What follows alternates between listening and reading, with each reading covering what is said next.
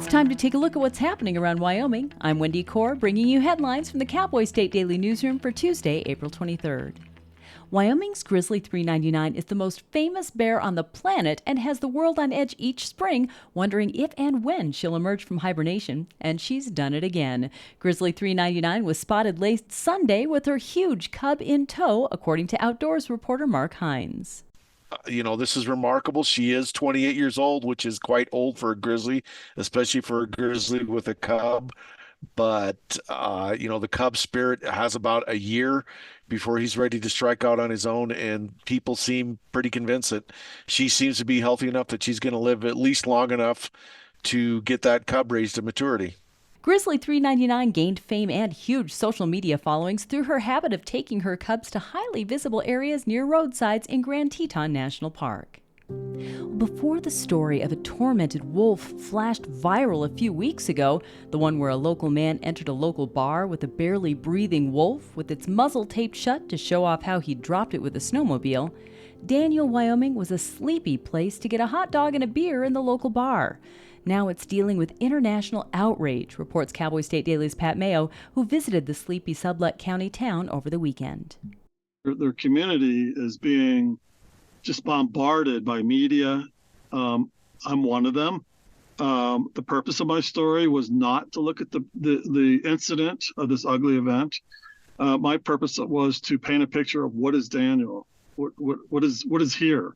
And the impression I got is that it's a wonderful community. People love it, and I feel for the people. There's a lot of really super nice people, but they're upset, they're hurt, they want it all to go away. Many wouldn't speak to the press on the record and are angry that they're having to defend the reputation of the Upper Green River Valley. Mayo said the people who live in the area feel divided over the issue. A Pinedale Railroad engineer is suing Union Pacific, claiming he was hurt, maybe permanently, when an artificial intelligence-powered train driver malfunctioned, causing a train wreck. Now, in a civil complaint filed Thursday in the U.S. District Court for Wyoming, 51-year-old Andrew Curall is accusing the railroad of negligence and of violating the Federal Locomotive Inspection Act, according to Crime and Courts reporter Claire McFarland. And he's saying that he was forced under threat of discipline to man this locomotive where, at the very least, the center locomotive in the train was powered by a computer that's supposed to learn to navigate terrain by AI. But the middle locomotive, when faced with a hill, decided to speed up, whereas the front locomotive decided to slow down.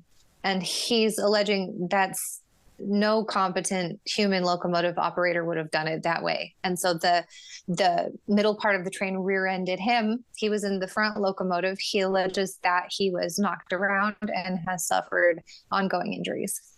The Union Pacific Railroad told Cowboy State Daily in response to a Monday request for comment that it will review this lawsuit once officially served with it. For Wyoming hunters, the good news is that the acquisition of a $2.3 million piece of the Mule Creek Ranch could get them better access to an area of Albany County teeming with elk. The not-so-good news is that it's about 2 hours from anywhere in the far-flung northern reaches of the county. It's a stretch of mind-boggling vastness that Outdoors reporter Mark Hines says locals call Little Siberia. It's really one of the most remote places in Wyoming. People usually don't think of Albany County as being that all remote, but you get north of Rock River and there's really a whole lot of nothing for quite a long ways. And the Wyoming Game and Fish Commission last week, they went ahead and approved a sale of purchasing some land from the Rocky Mountain Elk Foundation. Is going to sell land. They're going to sell about half of it to the Game and Fish and half to a private landowner. The private landowner is going to keep easements open for elk hunting. The acquisition should create a few more close-to-the-road hunting opportunities for elderly hunters or those with mobility challenges, but the vast majority of it will be remote country. And folks in Sublette County don't give a rat's whisker about what that back east groundhog has to say about the changing of the season, or even Wyoming's prognosticating prairie dog, Lander Lil. That's because people in the Pinedale area have Bob. Spring hasn't arrived until Bob the Barrel has reached the shores of Fremont Lake, according to Cowboy State Daily's Andrew Rossi. Yeah, every year after their annual fishing derby, they place this yellow barrel on the ice, and it just sits there until the ice melts, and eventually the barrel is going to drop through the ice and make its way float to shore. And so they sell tickets, and the person who guesses the correct date and the closest time wins $500. It's a long-standing tradition. It goes back to at least the 1980s, and it's just a fun way for the Pinedale Lions to earn a few more bucks for their Sublette County initiatives. For now, Bob continues to sit patiently on the ice in the middle of the lake.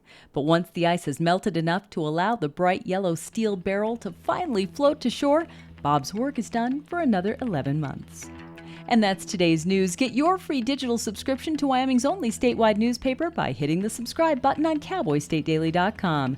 I'm Wendy Corr for Cowboy State Daily.